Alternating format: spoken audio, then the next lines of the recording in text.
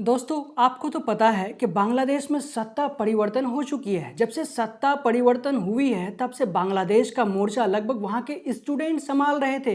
लेकिन इसी बीच एक बड़ी खबर सामने निकल कर आई है कि बांग्लादेश में अब पूरी तरह से शरिया कानून लागू होने जा रहा है। जैसे कि अफगानिस्तान में शरिया कानून लागू है, उसी तरह से बांग्लादेश में भी शरिया कानून लागू होने जा रहा है। बांग्लादेश में जितनी भी मूर्तियां हैं उसे तोड़ा जाएगा।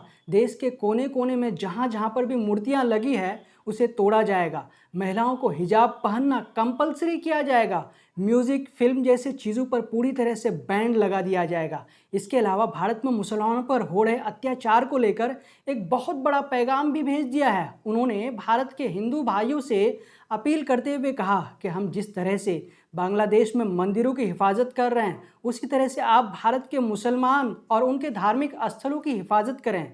सलाम, नमस्कार, आदाब दोस्तों। पहले कहा जाता था कि बांग्लादेश में जो सत्ता परिवर्तन हुआ है उसके पीछे स्टूडेंट का सबसे बड़ा हाथ है। लेकिन अब बताया जा रहा है कि स्टूडेंट के अलावा कई संगठन भी इसमें शामिल है। हिफाजत-ए-इस्लाम बांग्लादेश में मुसलमानों का एक बहुत बड़ा संगठन जो पूरी दुनिया में मुसलमानों के हिफाजत के लिए और उसके पढ़ाई लिखाई के लिए काम करता है।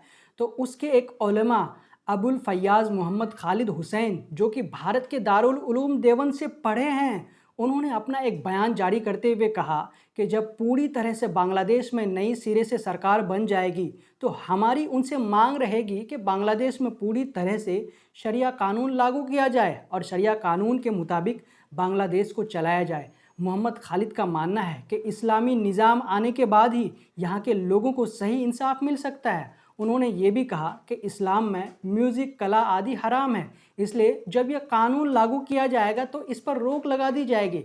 महिलाओं के पर्दा और बुर्का को लेकर कहा कि महिलाओं का सबसे कीमती चीज़ पर्दा होता है, इसलिए महिलाओं को हिजाब में रहना चाहिए। इनके अलावा उन्होंने मूर्तियों को लेकर बहुत बड़ी बात कही।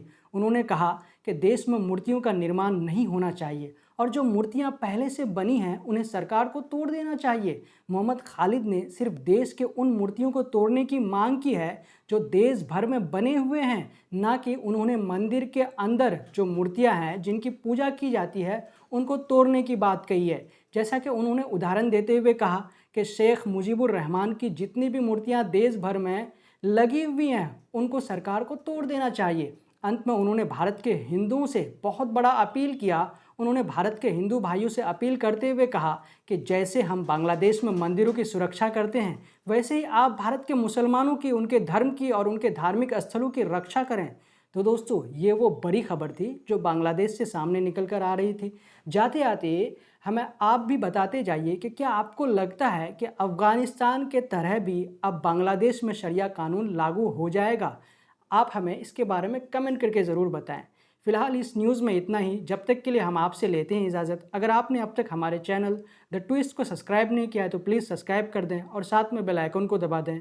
जय हिंद, जय भारत।